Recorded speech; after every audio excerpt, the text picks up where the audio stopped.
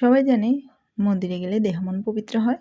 বাড়িতে বসে থাকতে ভালো লাগছিল না, তাই মনটা অশান্ত। মেয়েদেরকে বলছিলাম চলো মন্দিরে একটু ঘুরে আসি। মেয়েদেরকে নিয়ে মন্দির দর্শন ঠাকুর দর্শন করতে গেলাম। প্রণাম সেরে নিয়েছি, আমার ছোট বেবিটাও প্রণাম সেরে নিয়েছে।